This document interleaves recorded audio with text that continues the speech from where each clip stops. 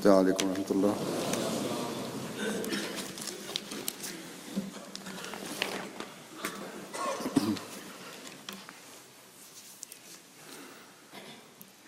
أشهد أن لا إله إلا الله وحده لا شريك له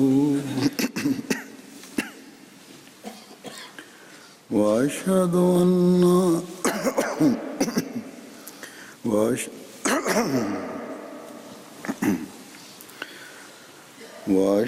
أن محمدًا عبده ورسوله.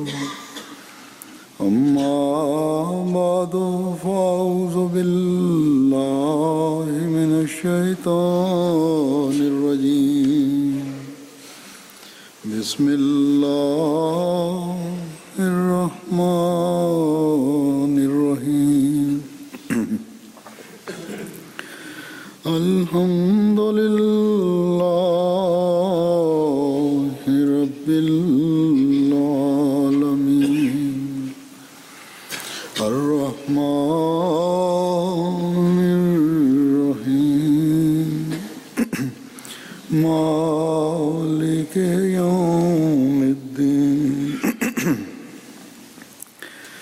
إياك نعبد وإياك نستعين. اهدنا الصراط المستقيم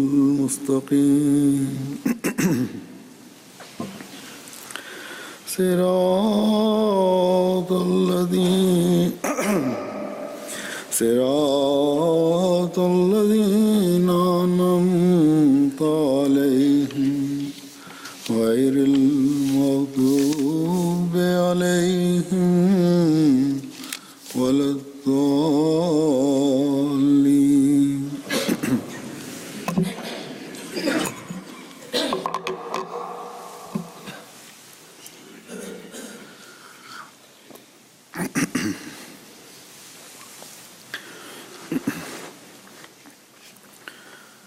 گزشتہ خطبے میں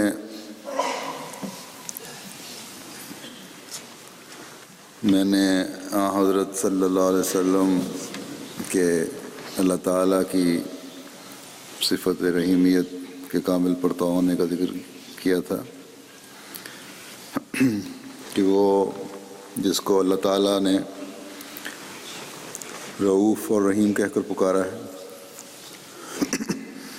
جو اپنوں اور غیروں کے لیے بے انتہا رحم کے جذبات لیے ہوئے تھا. آپ کی زندگی ان واقعات سے بھری پڑی ہے، جب معمولی سے معمولی بات پر بھی آپ کا جذبہ رحم موجود نظر آتا ہے اور اللہ تعالیٰ کی مخلوق کا درد دل میں محسوس کرتے ہوئے یہ رحمت للعالمین اور رؤوف اور رحیم مخلوق کا درد دور کرنے کے لیے بے چین ہو جاتا ہے. گزشتہ خطبے میں میں نے چند احادیث سے مثالیں پیش کی تھیں. آج چند اور احادیث پیش کروں گا. یہ مختلف مثالیں ہیں جو کہ آپ کی سیرت کے اس پہلو پر روشنی ڈالتی ہیں، لیکن عقل کے اندر یہ پھر بھی یہی کہتے ہیں کہ نعوذ باللہ آپ میں رحم کا کوئی جذبہ نہیں تھا. ہم دیکھیں گے کہ بعض ایسی معمولی باتیں ہیں جن پر دنیا کی نظر میں ایسے شخص کو جو اس مقام پر پہنچا ہو جہاں اس کے ماننے والے دیوانوں کی طرح اس پر سب کچھ قربان کرنے کے لیے تیار بیٹھے ہوں، ان باتوں کے کرنے کا کبھی ایسے شخص کو خیال آ ہی نہیں سکتا.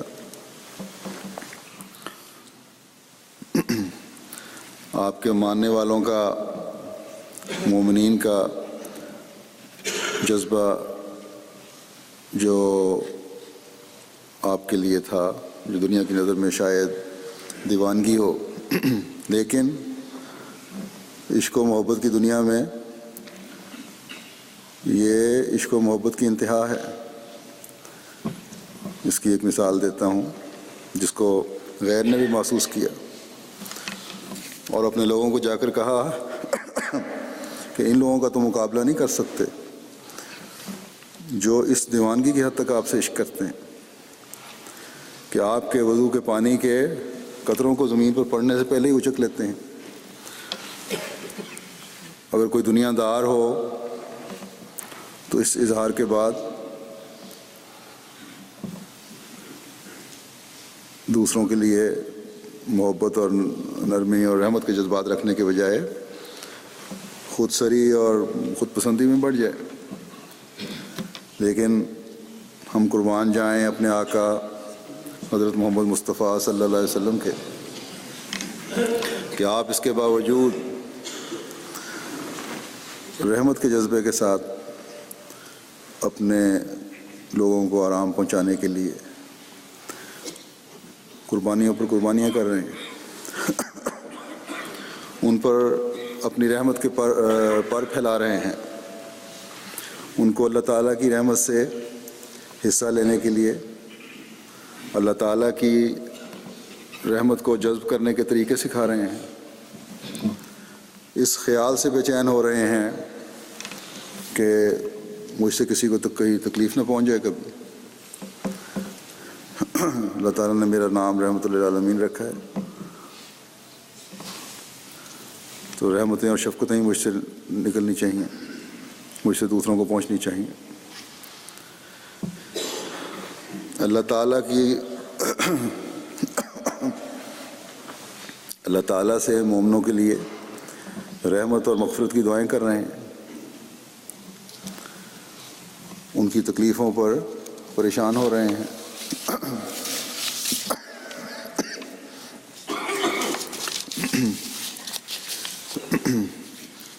کوئی ایسا نہیں جو اس نبی صلی اللہ علیہ وسلم کی رافت اور رحمت کا رہتی دنیا تک مقابلہ کر سکے، بلکہ اس کا عشر عشیر کیا ہزارواں لاکھواں حصہ بھی دکھا سکے۔ اس سراپا رحمت کا ایک واقعہ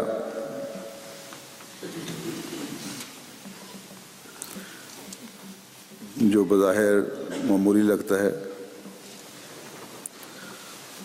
لیکن اپنے ایک معمولی چاکر کے لیے نرمی اور رحمت کے جذبات کی ایک ایسی تصویر کھینچتا ہے جو بڑے سے بڑے نرم دل اور اپنے ماتحتوں کا خیال رکھنے والوں میں ہزارواں حصہ بھی نظر نہیں آ سکتا۔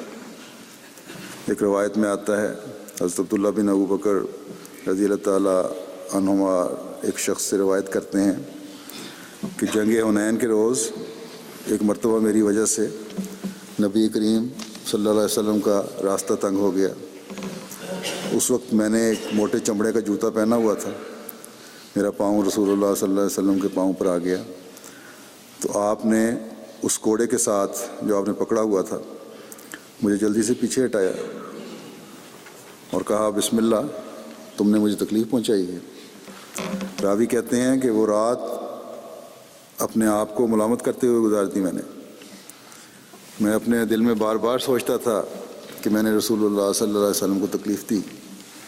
جب صبح ہوئی تو ایک شخص آیا کہ فلاں کہاں ہے، چنانچہ میں نے ڈرتے ڈرتے کہا کہ یہاں ہوں، ساتھ چل پڑا ان کے، حضرت صلی اللہ علیہ وسلم کی خدمت میں حاضر ہوا۔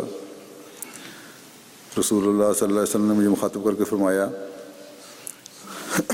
تم نے کل اپنی جوتی سے میرے پاؤں کو لتاڑ ہی دیا تھا اور تم نے مجھے تکلیف پہنچائی تھی، اور لیکن میں نے تمہیں کوڑے کے ساتھ اپنے پاؤں سے پیچھے کیا تھا، تو یہ جو کوڑا میں نے تمہیں مارا تھا ہلکا سا، یہ 80 دمبیاں ہیں، بکریاں ہیں، بھیڑیں ہیں، انہیں اس کے بدلہ میں لے لو۔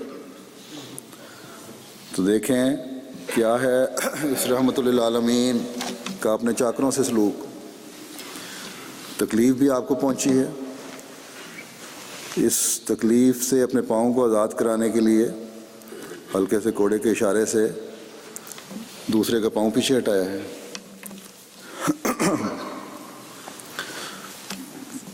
تو ساری رات آپ کے دل میں یہ خیال رہا کہ چاہے یہ ہلکا سا کوڑا ہی صحیح، یہ کیوں میں نے مارا، اور اس سے اس کو تکلیف پہنچی ہوگی. اپنی تکلیف کا کوئی احساس نہیں رہا، بلکہ جس کو کوڑا مارا وہ اپنی غلطی پر شرمندہ ہے. ساری رات سو نہیں سکا کہ میں نے تکلیف پہنچائی یہاں حضرت صلی اللہ علیہ وسلم کو. لیکن یہ سراپا رحمت صبح اٹھ کر کہتے ہیں کہ تمہیں جو میرے ذریعے سے تھوڑی سی تکلیف پہنچی تھی، یہ اس کا بدلہ ہے، یہ 80 بھیڑیں ہیں، یہ لے جاؤ. پھر دیکھیں آپ کی مجلس میں آنے والے ایک بدو کا رویہ، جو ادب آداب سے بالکل نابلد تھا، بلکہ لگتا ہے کہ لوگ سیکھنا نہیں چاہتے تھے. ان لوگوں کو اپنے اکھڑ پن پر بہت زیادہ فخر تھا، لیکن اس رویے کے باوجود کیا شفقت کا سلوک تھا جو آپ نے اس سے فرمایا اور اس کی حاجت براری فرمائی. روایت میں آتا ہے، حضرت انس رضی اللہ تعالیٰ عنہ بیان کرتے ہیں کہ میں نبی صلی اللہ علیہ وسلم کی معیت میں تھا. آپ نے ایک موٹے کنارے والی چادر زیب تن کی ہوئی تھی. ایک بدو نے اس چادر کو اتنے زور سے کھینچا کہ اس کے کناروں کے نشان آپ کی گردن پر پڑ گئے.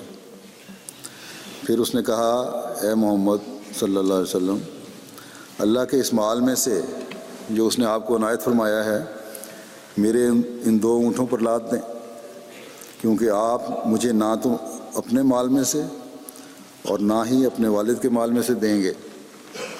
پہلے تو نبی کریم صلی اللہ علیہ وسلم خاموش رہے، پھر فرمایا، المال مال اللہ ہے وانا عبدہ، مال تو اللہ ہی کا ہے اور میں اس کا بندہ ہوں. پھر آپ نے فرمایا، تم نے مجھے تکلیف پہنچائی ہے، اس کا بدلہ تم سے لیا جائے گا. اس بدو نے کہا، نہیں. تو آپ نے فرمایا کہ کیوں، تم سے بدلہ کیوں نہیں لیا جائے گا؟ اس بدو نے کہا، اس لیے کہ آپ برائی کا بدلہ برائی سے نہیں لیتے. اس پر نبی کریم صلی اللہ علیہ وسلم ہنس پڑے. پھر آپ نے ارشاد فرمایا کہ اس کے ایک اونٹ پر جو اور دوسرے پر کھجوریں لاد دی جائیں. دونوں لاد دیے.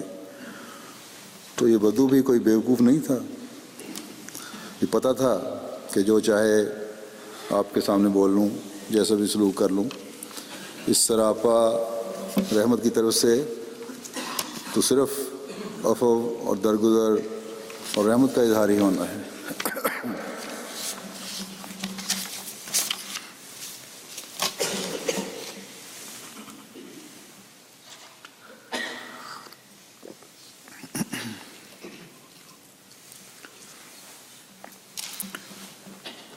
پھر مومنوں کو اللہ تعالیٰ کی یاد کی طرف ہر وقت متوجہ رکھنے کے لیے، تاکہ وہ اللہ تعالیٰ کی رحمت سے حصہ لیتے رہیں، آپ مختلف طریقوں سے توجہ دلاتے تھے. پہلی قوموں پر جو سماوی آفات کے ذریعے سے عذاب آتے رہے اور جس کے ذریعے سے ان کے نام و نشان صفحہ ہستی سے مٹ گئے، ان کا کیونکہ آپ کو سب سے زیادہ احساس تھا اور خیال فرماتے تھے کہ آج بھی کسی غلطی کی وجہ سے اللہ کے غضب کے نیچے نہ آ جائیں یہ لوگ مجھے ماننے والے یا ارد گرد کے رہنے والے. اس لیے جب بھی کبھی ہوا، آندھی یا بارش کو دیکھتے تو خود بھی اللہ تعالیٰ کا رحم طلب کرتے، دعاؤں میں لگ جاتے اور مسلمانوں کو بھی نصیحت فرماتے کہ اس کا رحم طلب کرو، کہ یہ ہوا اور آندھی یا بارش جو آ رہی ہے یہ کہیں غضب اللہ تعالیٰ کے غضب لانے والی نہ ہو، عذاب لانے والی نہ ہو۔ بس جب بھی ہوا اور بارش دیکھتے تو اللہ تعالیٰ کا رحم طلب فرماتے۔ ایک روایت میں آتا ہے، حضرت ابو ہریرہ بیان کرتے ہیں کہ رسول اللہ صلی اللہ علیہ وسلم نے فرمایا کہ تم ہوا کو برا بھلا نہ کہا کرو، کیونکہ وہ اللہ تعالیٰ کی رحمت ہے جو کہ رحمت اور عذاب دونوں کو لاتی ہے، لیکن اللہ سے اس کی خیر چاہا کرو۔ جب دیکھو تو اللہ سے اس کی خیر چاہا کرو اور اس کے شر سے اللہ کی پناہ مانگا کرو۔ پھر حضرت عطا بن ابی رباح نے حضرت عائشہ کو یہ کہتے ہوئے سنا کہ جس دن ہوا چلتی، بادل آتے تو آپ کے چہرے پر اس کے آثار نظر آتے، اور آپ کبھی تشریف لاتے اور کبھی چلے جاتے، یعنی ٹہلتے رہتے پریشانی میں۔ جب بارش ہوتی تو اس کی وجہ سے آپ خوش ہو جاتے اور پریشانی آپ سے جاتی رہتی۔ حضرت عائشہ کہتی ہیں کہ آپ نے فرمایا مجھے اس بات کا ڈر رہتا ہے کہ یہ کوئی عذاب نہ ہو جو میری امت پر مسلط کر دیا جائے، اور آپ بارش کو دیکھ کر کہتے کہ اب رحمت ہے۔ اس سراپا رحمت نے اس موقع پر خود بھی دعائیں کیں، اور جو دعائیں سکھائیں ان میں سے ایک دو میں نمونتاً پیش کرتا ہوں۔ ایک دعا آپ نے یہ سکھائی آندھی ہوا تیز کو دیکھ کر، طوفانوں کو دیکھ کر، کہ اللہم انی اسألک خیرہا و خیر ما فیہا و خیر ما ارسلت بہ واعوذ بک من شرہا و شر ما فیہا و شر ما ارسلت بہ۔ اے اللہ، میں تجھ سے اس کی ظاہری و باطنی خیر و بھلائی چاہتا ہوں، اور وہ خیر بھی چاہتا ہوں جس کے ساتھ یہ بھیجی گئی ہے، اور میں اس کے ظاہری و باطنی شر سے اور اس شر سے بھی پناہ مانگتا ہوں جس کے ساتھ یہ بھیجی گئی ہے۔ پھر ایک دعا آپ نے یہ سکھائی کہ اللہم انی اعوذ بک من زوال نعمتک و تحول عافیتک و فجعۃ نقمتک و جمیع سخطک۔ اے اللہ، میں تیری نعمت کے زائل ہونے سے، تیرے عافیت کے ہٹ جانے سے، تیری اچانک سزا اور ان سب باتوں سے پناہ مانگتا ہوں جن سے تو ناراض ہو۔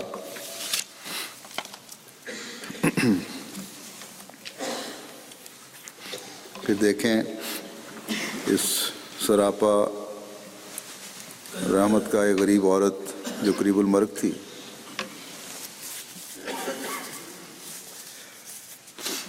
اس کو اپنی رحمت اور دعاؤں سے نوازنے کے لیے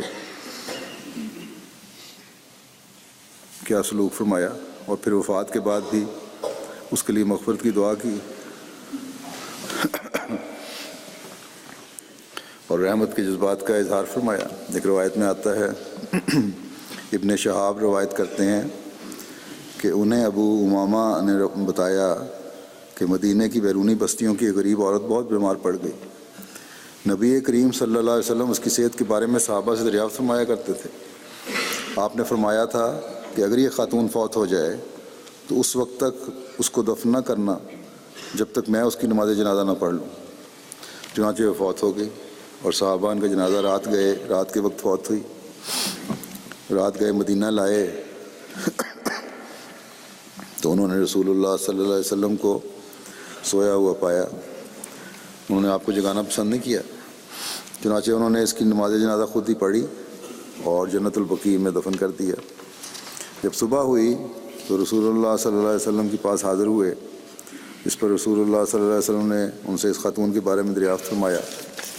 انہوں نے کہا، یا رسول اللہ، اسے تو دفن کر دیا، رات فوت ہو گئی تھی، ہم آپ کے پاس آئے تھے، اگر آپ کو سوئے ہوئے پایا تو ہم نے آپ کو جگانا مناسب نہ سمجھا۔ اس پر آپ نے فرمایا تو مجھے اس کی قبر پر لے چلو۔ چنانچہ آپ وہاں گئے اور قبرستان میں جا کر جب آپ کو قبر دکھائی گئی تو رسول اللہ صلی اللہ علیہ وسلم وہاں کھڑے ہو گئے، صحابہ آپ کے پیچھے کھڑے ہو گئے، اور آپ نے اس کی نماز جنازہ پڑھی وہاں، اور 4 تکبیریں گئیں اس نماز جنازہ میں۔ ایک دوسری روایت میں ہے کہ آپ نے فرمایا، آئندہ ایسا نہ کرنا، اور کسی کے بارے میں کہوں میں کہ جنازہ میں پڑھاؤں گا مجھے بتا دینا، تو بتا دیا کرو، بلکہ بتایا دیا کرو اگر تم میں سے کسی کا کوئی فوت ہو جائے، ویسے بھی بتانا چاہیے کہ تم میں سے اگر کسی کا فوت ہو جائے تو جب تک مجھے آگاہ نہ کرو گے میں اس وقت تک کیسے آ سکوں گا۔ میری دعا فوت شدہ کے لیے باعث رحمت ہے۔ پھر آپ قبر پر تشریف لے گئے اور وہی کہ 4 تکبیریں کہیں اور نماز جنازہ پڑھائی۔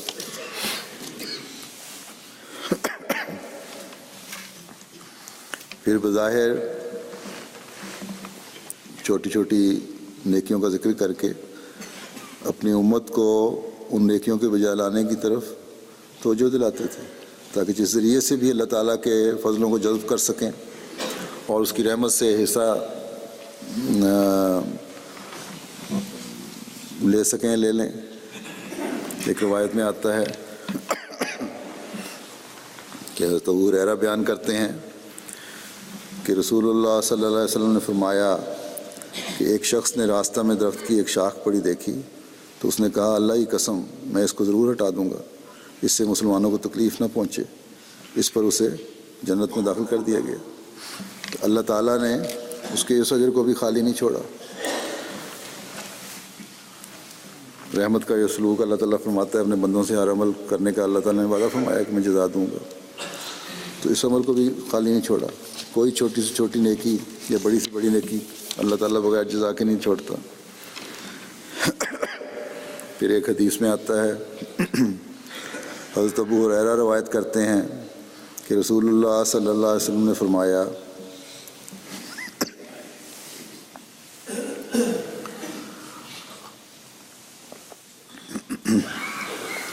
ایک آدمی راستے پر چلا جا رہا تھا کہ اسے شدید پیاس محسوس ہوئی، اسے ایک کنواں نظر آیا، اس نے اتر کر پانی پیا۔ جب وہ باہر نکلا تو اس نے ایک کتے کو دیکھا جو ہانپ رہا تھا اور پیاس کی شدت کی وجہ سے مٹی چاٹ رہا تھا۔ اس شخص نے کہا کہ اس کتے کو بھی اسی طرح پیاس لگی جس طرح مجھے لگی ہے۔ وہ دوبارہ کنویں میں اترا اور اپنے موزے کو پانی سے بھر کر اپنے منہ کے ذریعے سے پکڑا اور اس کتے کو پانی پلایا۔ اس پر اللہ تعالیٰ نے اس کی قدردانی کی اور اسے بخش دیا۔ صحابہ نے پوچھا یا رسول اللہ کیا ہمارے لیے جانوروں میں بھی اجر ہے؟ تو آپ نے فرمایا ہر جاندار میں اجر مقدر ہے۔ بس کوئی بھی عمل ضائع نہیں ہوتا، ہر عمل جو نیک نیتی سے کیا جائے اللہ تعالیٰ اس رب رحیمیت کے صدقے ضرور اس کا بدلہ دیتا ہے۔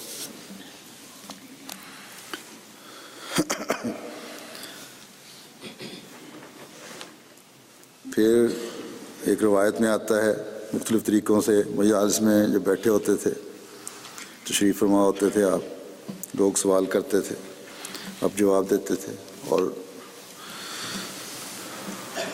تربیت بھی نصیحت بھی فرماتے تھے۔ ابو ہریرہ بیان کرتے ہیں کہ رسول اللہ صلی اللہ علیہ وسلم نے حسن بن علی کا بوسہ لیا اور آپ کے پاس اقرا بن حابس تمیمی بیٹھے ہوئے تھے۔ تو اقرا نے کہا میرے 10 بچے ہیں، میں نے کبھی بھی ان سے کسی کو نہیں چوما۔ تو رسول اللہ صلی اللہ علیہ وسلم نے اس کی طرف دیکھا اور فرمایا جو رحم نہیں کرتا اس پر رحم نہیں کیا جاتا۔ یہ بچوں کو پیار کرنا، ان کی تربیت کرنا، یہ بھی ایک رحم کے جذبے کے تحت ہونا چاہیے، اور یہی چیز اللہ تعالیٰ کے رحم کو سمیٹنے والی ہے۔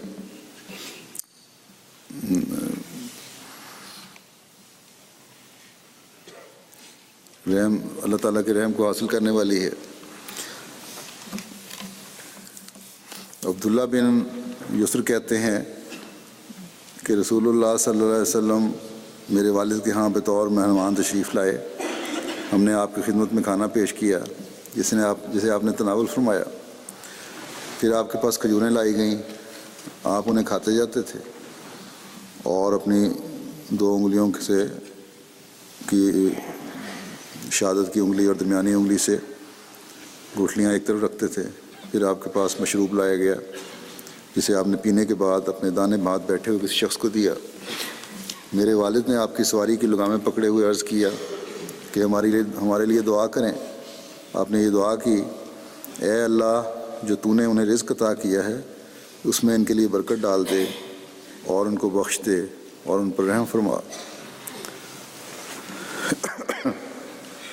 آپ کو علم تھا کہ آپ کی دعا ان لوگوں کی زندگیوں میں بھی زندگیاں بھی سنوارنے والی ہے اور آگ پر سنوارنے کے لیے بہت ضروری ہے.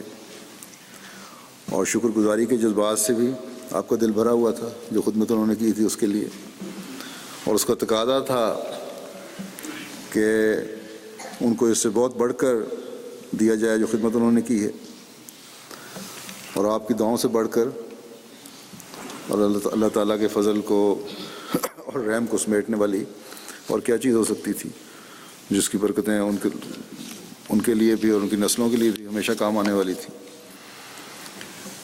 وزین سے روایت ہے کہ ایک شخص نے نبی کریم صلی اللہ علیہ وسلم کی خدمت میں حاضر ہو کر عرض کی کہ اے اللہ کے رسول, ہم جاہل تھے اور بتوں کی عبادت کیا کرتے تھے اور ہم اپنے بچوں کو قتل کیا کرتے تھے.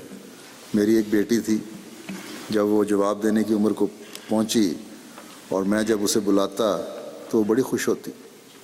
ایک دن میں نے اسے بلایا تو وہ میرے پیچھے ہو لی.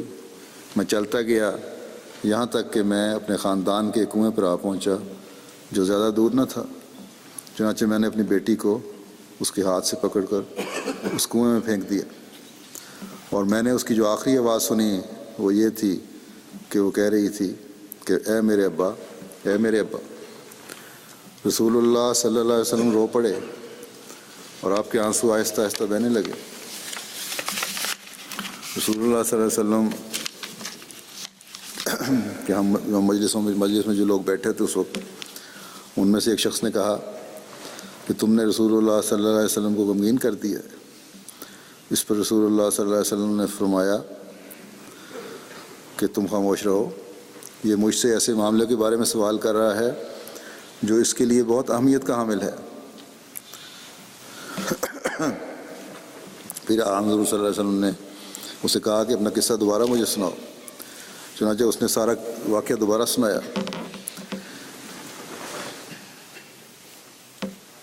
حضور کے آنسو آپ کی آنکھوں سے بہتے ہوئے آپ کی داڑھی تک پہنچے اس واقعے کو سن کے دوبارہ. پھر حضور صلی اللہ علیہ وسلم نے اسے کہا کہ اللہ تعالیٰ نے جاہلیت کے اعمال سے درگزر فرمایا ہے, بس اب تم نئے سرے سے اعمال کا آغاز کرو. اہمیت کا اس لیے عامل تھا اس کے لیے کہ وہ اس لیے حاضر ہوا تھا کہ کیا اتنے بڑے بڑے گناہ کرنے کے بعد بھی کوئی امکان ہے میرے بخشے جانے کا, مجھ پر اللہ تعالیٰ کی رحمت کے نازل ہونے کا, رحمت سے حصہ لینے کا. تو آن صلی اللہ علیہ وسلم نے فرمایا کہ وہ جہالت کا زمانہ تھا, وہ گزر گیا. اب نیک اعمال کرو گے, صالح عمل بجا لاؤ گے تو اللہ تعالیٰ کی رحمت سے حصہ پاتے چلے جاؤ گے. اللہ تعالیٰ تمہارے لیے رحمت کا سامان فرمائے گا. اللہ تعالیٰ فرماتا ہے کہ جنہوں نے توبہ کی اور نیک عمل کیے ان کو میں بخش دوں گا آئندہ کے لیے اگر وہ نیک اعمال کی ضمانت دیں. پھر عورتوں کے حقوق قائم کرنے کے لیے, ان سے رحم کا سلوک کرنے کے لیے اور اللہ تعالیٰ کا رحم حاصل کرنے کے لیے آپ ایک مثال دیتے ہوئے فرماتے ہیں کہ جو حضرت ابو ہریرہ رضی اللہ تعالیٰ عنہ سے روایت ہے, آپ بیان کرتے ہیں کہ رسول اللہ صلی اللہ علیہ وسلم نے فرمایا عورتوں سے بھلائی سے پیش آیا کرو. عورت یقیناً پسلی سے پیدا کی گئی ہے, پسلی کے اوپر کے حصے میں زیادہ کجی ہوتی ہے. اگر تم اس کو سیدھا کرنے کی کوشش کرو گے تو اسے توڑ دو گے, اور تم اسے چھوڑ دو گے تو وہ ٹیڑھی ہی رہے گی. بس تم عورتوں سے بھلائی ہی سے پیش آؤ. یہ مقصد یہ ہے کہ جس کام کے لیے وہ بنائی گئی ہے, جس شکل میں وہ بنائی گئی ہے, اسی سے اس سے کام لو گے تو بہتر رہے گی. پسلی کو سیدھا کرنے کی کوشش کریں تو پسلیاں ٹوٹ جاتی ہیں, اور جس مقصد کے لیے وہ بنائی گئی ہیں, حفاظت جو انسان کے دل میں ہے, انسان کی جسم کے اس حصے کی حفاظت جس میں دل بھی آتا ہے, پھیپھڑے بھی ہیں یا اور چیزیں ہیں, وہ حفاظت نہیں وہ کر سکتے. تو اسی طرح اگر تم لوگ چاہتے ہو کہ اپنے گھروں کی حفاظت کرو, اپنے بچوں کی نگہداشت و تربیت صحیح طور پر کرو, ان کے صحیح پالنے کے سامان پیدا کرو, تو عورت کو جس شکل میں وہ ہے اس سے اسے کام لو. ہر چھوٹی چھوٹی باتوں پر عورتوں کو مورد الزام ٹھہرانا، ان کے نقص نکالنا، جھگڑے پیدا کرنا، مسائل پیدا کرنا، یہ تمہارے گھروں کو بھی برباد کرنے والی ہے اور تمہیں اللہ تعالیٰ کی رحمت سے بھی محروم کرنے والی.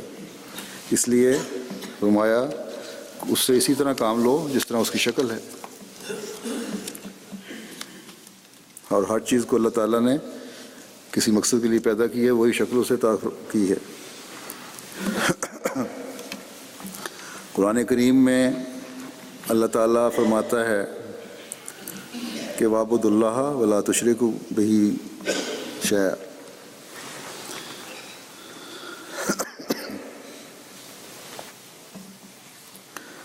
کہ تم اللہ تعالیٰ کی عبادت کرو اور کسی کو اس کا شریک نہ بناؤ، کیونکہ ان الشرک لظلم عظیم، شرک بہت بڑا ظلم ہے. وہ ہستی جس نے کائنات کو پیدا کیا، تمہارا رب ہے، تمہیں پالنے والا ہے، اپنی رحمانیت کے صدقے تمہاری ضروریات کی تمام چیزیں تمہیں مہیا کی ہیں. بس یہ چیز تقاضا کرتی ہے کہ اس بات پر اس کی شکر گزاری کرتے ہوئے اس کے آگے جھکو تاکہ اس کی رحیمیت سے بھی حصہ پاؤ، ورنہ تم اپنے آپ پر بڑا ظلم کرنے والے ہوگے. اللہ تعالیٰ کے مقابلے پر دوسروں کو اپنا رب سمجھ کر اللہ تعالیٰ کی رحیمیت سے فیض پانے کے بجائے اس سے دور ہٹ رہے ہوگے، اپنی عاقبت خراب کر رہے ہوگے. اللہ تعالیٰ فرماتا ہے کہ میں تمام گناہ بخش دوں گا لیکن شرک کا گناہ نہیں بخشوں گا. جیسا کہ فرمایا ان اللہ لا یغفر ان یشرک بہ ویغفر ما دون ذلک لمن یشاء. اللہ تعالیٰ اس گناہ کو ہرگز نہیں بخشے گا کہ اس کا کسی کو شریک بنایا جائے، اور جو گناہ اس سے ادنا ہیں، کے علاوہ ہیں، اس کو جس کے حق میں چاہے گا معاف کر دے گا. بس اللہ تعالیٰ کی رحیمیت سے حصہ پانے کے لیے ہر قسم کے شرک ظاہری ہو ہے یا مخفی ہے اس سے بچنے کی کوشش کرنی چاہیے. ہاں حضرت صلی اللہ علیہ وسلم نے اپنی امت کو اس بارے میں کس طرح نصیحت فرمائی کہ ہر قسم کے شرک سے بچتے رہیں. اس کا ایک روایت میں یوں ذکر ملتا ہے، حضرت معاذ بن جبل روایت کرتے ہیں کہ میں گدھے پر سوار تھا کہ رسول اللہ صلی اللہ علیہ وسلم میرے قریب سے گزرے. آپ نے مجھے فرمایا اے معاذ، کیا تو جانتا ہے کہ اللہ کا بندوں پر کیا حق ہے اور بندوں کا اللہ پر کیا حق ہے؟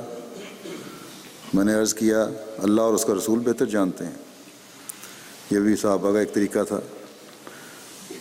آپ نے فرمایا کہ بندوں پر اللہ کا حق یہ ہے کہ وہ اس کی عبادت کریں اور اس کا کسی چیز کو شریک نہ ٹھہرائیں، اور اللہ پر بندوں کا حق یہ ہے کہ جب وہ یہ اعمال کر لیں تو وہ ان کو عذاب میں مبتلا نہ کرے.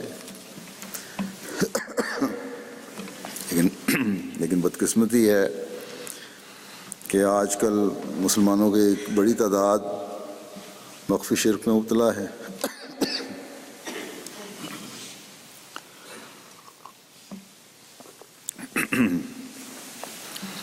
گدی نشینوں، پیروں، فقیروں ان کے پاس جا کر یا قبروں میں جا کے اپنی دعائیں مانگتے ہیں اور ان کو اپنی نجات کا ذریعہ ٹھہرایا ہوا ہے. جو بزرگ جنہیں قبروں پہ جاتے ہیں، بہت سارے ایسے ہیں جو وحدانیت کی ہمیشہ اپنی زندگی میں تعلیم دیتے رہے، ان کی قبروں پر جا کر شرک کیا جاتا ہے. بس اللہ تعالیٰ کی رحیمیت کو جذب کرنے کے لیے عذاب سے بچنے کے لیے حضرت صلی اللہ علیہ وسلم نے فرمایا ہے کہ یہ جو ہر قسم کے شرک ہیں ان سے بچو. اور ہمارا ہر احمدی کا بھی یہ فرض ہے کہ اس کے خلاف ہمیشہ جہاد رہے. بعض احمدیوں میں بعض جگہ پہ یہ باتیں پیدا ہو جاتی ہیں، بعض لوگوں کو جادو ٹونے ٹوٹکے یا دم درود کی طرف بہت زیادہ اعتقاد بڑھ گیا ہے جس کا کوئی وجود ہی نہیں ہوتا. اس لیے اس سے ہمیشہ بچنا چاہیے.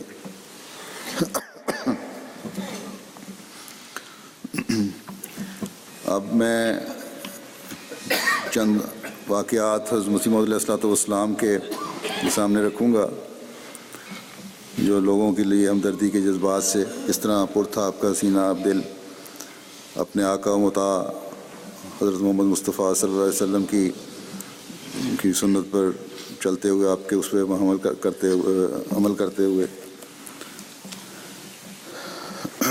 کیا نمونے آپ نے دکھائے۔ حضرت مرزا بشیر احمد صاحب رضی اللہ عنہ بیان فرماتے ہیں کہ ایک دفعہ باہر سے حضرت مسیح موعود علیہ الصلوۃ والسلام سیر کر کے تشریف لائے تو بہت سارے لوگ وہاں جمع تھے۔ ان لوگوں میں ایک سائل تھا، سوالی، جو سوال کیا کرتا تھا، اس نے بھی سوال کیا، آواز لگائی، لیکن حضرت مسیح موعود علیہ الصلوۃ والسلام اس لوگوں کے رش کی وجہ سے صحیح طرح سن نہ سکے۔ جب اندر گئے تو پھر احساس ہوا کہ اس سوالی نے کیا سوال کیا تھا، تو اب باہر آئے اور پوچھا تو لوگوں نے کہا وہ چلا گیا۔ پھر آپ اندر چلے گئے، اس کو کہا تلاش کرو، یا تھوڑی دیر بعد خود ہی وہ سوالی پھر آ گیا۔ اب باہر آئے، اس کی ضرورت پوری کی اور فرمایا میرا سے دل بڑا سخت بے چین تھا کہ اور میں دعا مانگ رہا تھا کہ وہ دوبارہ آئے اور میں اس کی ضرورت پوری کر سکوں۔ پھر ایک حضرت میاں بشیر احمد صاحب نہیں، حضرت صاحبزادہ مرزا بشیر احمد صاحب رضی اللہ عنہ، ایک واقعہ ایک کابل کی آئی ہوئی ایک لڑکی کا بیان کیا ہے۔ اس کی آنکھیں سخت دکھنے آ گئیں اور دوائی نہیں وہ لگواتی تھی۔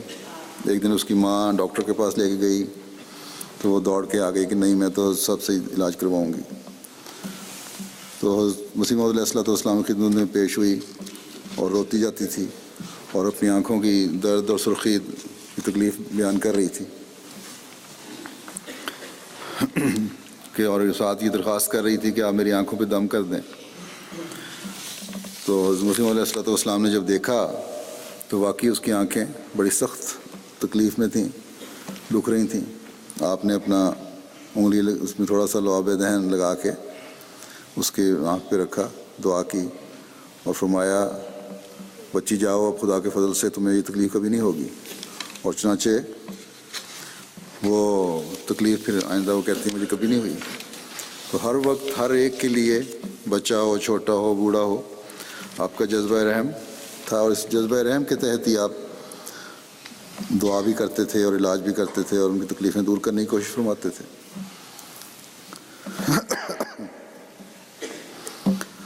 پھر حضرت میر محمد اسحاق صاحب کا ایک واقعہ ہے بچپن کا۔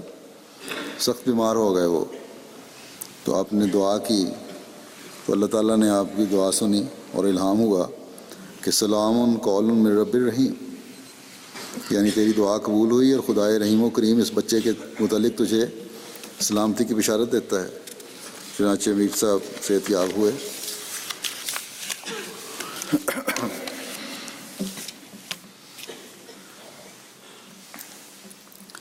جہاں ایک قبولیت دعا کے واقعات ہیں، وہاں اس جذبہ جس جذبے کے تحت آپ رحم کے جذبے کے تحت دعا مانگا کرتے تھے، اس کی طرف بھی ان میں اشارہ ملتا ہے۔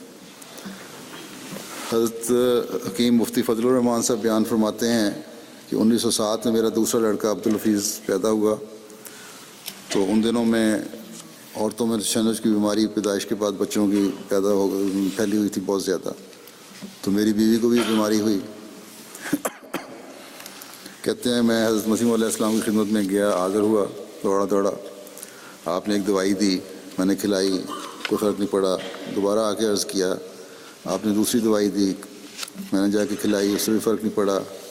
تیسری دفعہ بھی اسی طرح ہوا، تو آپ نے فرمایا کہ جو دنیاوی ہیلے تھے وہ تو ختم ہو گئے، اب دعا کا ہتھیار باقی رہ گیا، تم جاؤ اور میں اس کے لیے دعا کرتا ہوں۔ اور سچی ہمدردی کے جوش سے ایسی دعا کی، آپ نے فرمایا کہ میں اب سر نہیں اٹھاؤں گا، اس وقت اپنا سر نہیں اٹھاؤں گا جب تک اللہ تعالیٰ سے حضور دعا کرتا چلا جاؤں گا جب تک وہ ٹھیک نہیں ہو جاتی۔ تو وہ کہتے ہیں کہ میں تو اس کے بعد آ کے آرام سے سو گیا اور کہ مجھے کوئی فکر کرنے کی ضرورت نہیں ہے، ٹھیکیدار نے خود ٹھیکہ لے لیا ہے۔ تو کہتے ہیں کہ صبح میری آنکھ کھلی برتنوں کے آواز سے، دیکھا تو میری بیوی صحت یاب ہو گئی، آرام سے اپنے کام میں مصروف تھی۔ اسی طرح لوگوں سے ہمدردی اور ان کے رحمت کے جذبات کے لیے آپ کا ایک اور واقعہ بھی اس طرح ہے۔ حضرت منشی زین العابدین صاحب بیان کرتے ہیں کہ میری شادی ہوئی، اولاد نہیں ہوتی تھی، اولاد ہوتی تھی اور فوت ہو جاتی تھی وقت سے پہلے۔ حضرت مسیح موعود علیہ الصلوۃ والسلام نے ایک دفعہ پوچھا، تو میں نے کہا یہ وجہ ہے۔ آپ نے کہا کہ خلیفہ اول سے علاج کرا لو۔ میں نے کہا جی میں نے ان سے علاج نہیں کرانا، بہت مہنگا علاج ہے۔ آپ نے فرمایا کیا مجھ سے علاج کراؤ گے؟ میں نے عرض کی نہیں، علاج کی ضرورت نہیں، دعا کراؤں گا۔ تو حضرت مسیح علیہ الصلوۃ والسلام دیکھیں آپ کا جذبہ رحم کہ آپ نے ظہر کی نماز کے بعد اچھا کہا اگر یہی ہے تو پھر چلو آپ دعا کرتے ہیں۔ دروازے کے باہر ہی کھڑے ہو گئے اور آپ نے دعا کرنی شروع کی، اور عصر کی اذان تک وہ کہتے ہیں کہ رو رو کے دعا کرتے رہے، اور آنسو حضرت مسیح علیہ الصلوۃ والسلام کی داڑھی مبارک سے ٹپک کر کرتے پر پڑ گر رہے تھے۔ کہتے ہیں کہ میں تو تھک کر دیوار کے ساتھ لگ گیا اور سوچتا رہا کہ میں نے کیوں تکلیف دی، نہ بھی اولاد ہو تو کوئی حرج نہیں ہے، لیکن مجھے یہ تکلیف نہیں ہرگز دینی چاہیے تھی۔ لیکن حضرت صاحب نے، حضرت مسیح علیہ الصلوۃ والسلام نے دعا لمبی کرتے چلے گئے، یہاں تک جب آمین کے دعا ختم کروائی تو فرمایا کہ تمہاری دعا قبول ہو گئی ہے، اب یہ جو بھی بیماری ہے تمہاری بیوی کی ختم ہو گئی، اور انشاءاللہ تعالی پہلے جو عمل ہوگا اس میں بیٹا پیدا ہوگا۔ چنانچہ وہ ہوا اور بچے بھی پیدا ہوئے۔ تو اس لوگوں کی ہمدردی کے جذبے سے اپنی تکلیف کا خیال نہیں کیا کرتے تھے۔ آپ فرماتے ہیں کہ اللہ تعالیٰ نے جا بجا رحم کی تعلیم دی، یہی اخوت اسلامی کا منشا ہے۔ پھر آپ فرماتے ہیں ایک جگہ کہ اس کے بندوں پر رحم کرو اور ان پر زبان یا ہاتھ یا کسی سے تدبیر سے ظلم نہ کرو، اور مخلوق کی بھلائی کے لیے کوشش کرتے رہو۔ پھر فرمایا تم مخلوق کے خدا سے ایسی ہمدردی کے ساتھ پیش آؤ گویا کہ تم اس کے حقیقی رشتہ دار ہو، جیسا کہ مائیں اپنے بچوں سے پیش آتی ہیں۔ حقیقی رشتہ دار کی تعریف بھی فرما دی کہ ماؤں کا رشتہ ہو، بعض دوسرے رشتے تو بعض دفعہ دراڑیں آ جاتی ہیں، لیکن ماں بچے کا رشتہ ایسا ہے جو ہمیشہ محبت اور پیار اور رحمت اور شفقت کا رشتہ ہوتا ہے۔ اس طرح پیش آؤ جس طرح ماں کا رشتہ ہے۔ پھر فرمایا میری تو یہ حالت ہے کہ اگر کسی کو درد ہوتا ہو اور میں نماز میں مصروف ہوں اور میرے کانوں میں اس کی آواز پہنچ جاوے تو میں تو یہ چاہتا ہوں کہ نماز توڑ کر بھی اگر اس کو فائدہ پہنچا سکتا ہوں تو فائدہ پہنچاؤں، اور جہاں تک ممکن ہے اس سے ہمدردی کروں۔ یہ اخلاق کے خلاف ہے کہ کسی بھی بھائی کی مصیبت اور تکلیف میں اس کا ساتھ نہ دیا جاوے۔ اگر تم کچھ نہیں کر سکتے تو کم از کم دعا ہی کرو۔ اپنے تو درکنار میں تو کہتا ہوں کہ غیروں اور ہندوؤں کے ساتھ بھی ایسے اخلاق کا نمونہ دکھاؤ اور ان سے ہمدردی کرو، یعنی ایسے ہی اخلاق کا نمونہ دکھاؤ جیسے اپنوں سے دکھاتے ہو۔ اللہ تعالیٰ ہمیں اپنے آقا حضرت محمد مصطفیٰ صلی اللہ علیہ وسلم کے اسوہ حسنہ پر چلتے ہوئے اور آپ کے غلام صادق نے جو اس زمانے میں عمل کر کے اس نصیحت پر چلتے ہوئے ہمیں دکھایا اور ہمیں نصیحت فرمائی، ہمیں اس پر عمل کرنے کی توفیق عطا فرمائے، اور اللہ تعالیٰ کی مخلوق کے لیے رحم اور ہمدردی کے جذبات ہمارے دل میں ہمیشہ رہیں اور بڑھتے رہیں، تاکہ ہم اللہ تعالیٰ کے فضلوں اور رحمتوں کو زیادہ سے زیادہ سمیٹنے والے ہوں۔ آخر میں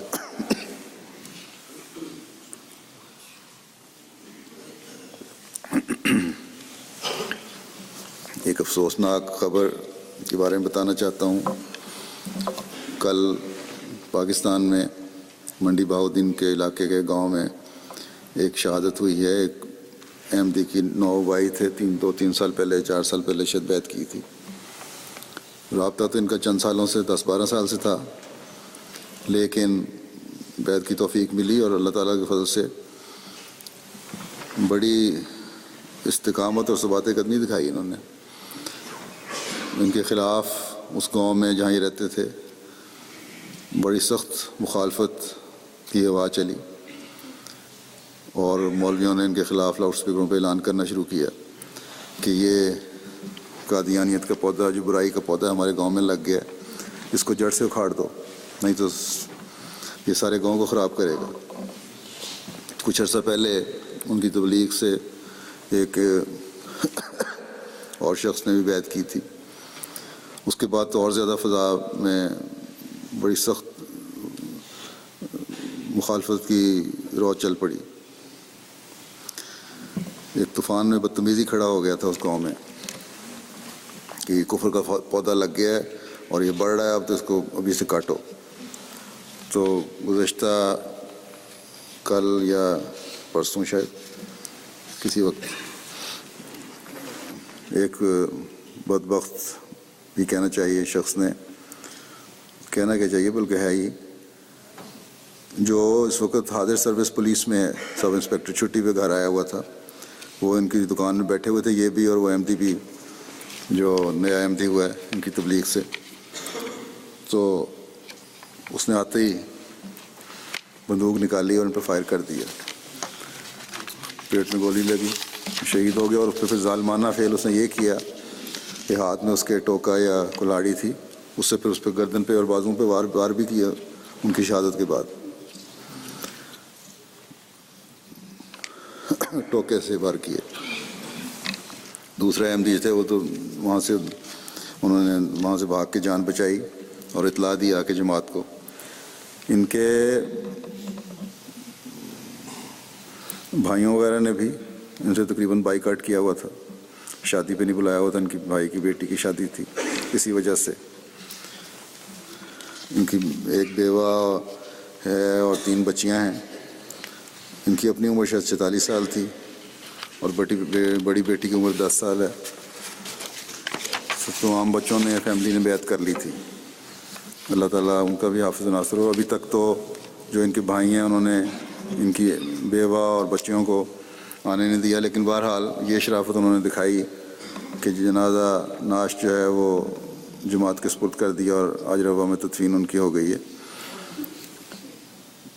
بڑے دلیر اور نڈر آدمی تھے یہ, اور دعوت اللہ بہت زیادہ کیا کرتے تھے.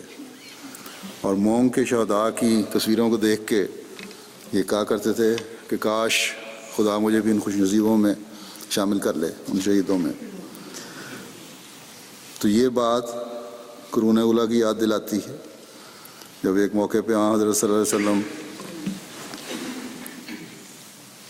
مال تقسیم فرما رہے تھے تو ایک شخص نے کھڑے ہو کہا, میں حضور اس مال کے لیے تو مسلمان نہیں ہوا, میری تو یہ خواہش ہے کہ میں اللہ کی راہ میں قربان ہوں اور میرے حلق پہ تیر لگے.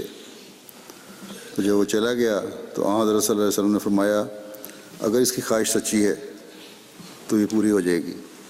چنانچہ کچھ عرصے بعد ایک جنگ میں وہ گئے اور عین حلق پہ ان کے تیر لگا اور وہاں انہوں نے شہادت نوش کی. تو اس کی بھی یقیناً خواہش سچی تھی جو اللہ تعالیٰ نے پوری فرمائی. اللہ تعالیٰ کروٹ چین نصیب فرمائے, درجات بلند فرمائے, انتہائی مغفرت کا سلوک فرمائے, اور ان کے بچوں کا بھی حافظ و ناصر ہو, بیوہ اور بچوں کا. ان کے لیے دعا بھی کریں. ابھی نمازوں کے بعد, جمعہ اور عصر کی نماز کے بعد ان کا انشاءاللہ نماز جنازہ غائب پڑھوں گا.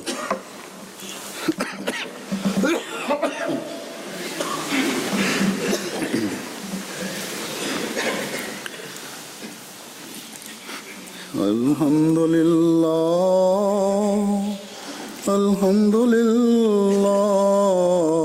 نحمده ونستعينه ونستغفره ونؤمن به ونتوكل عليه ونعوذ بالله من شرور أنفسنا ومن سيئات أعمالنا من يهده الله فلا مضل له ومن يضلل فلا هادي له ونشهد أن لا إله إلا الله ونشهد أن محمدا عبده ورسوله عباد الله رحمكم الله إن الله يأمر بالعدل والإحسان وإيتاء ذي القربى وينهى عن الفحشاء والمنكر والبغي يعظكم لعلكم تذكرون اذكروا الله يذكركم وادعوه يستجب لكم ولذكر الله أكبر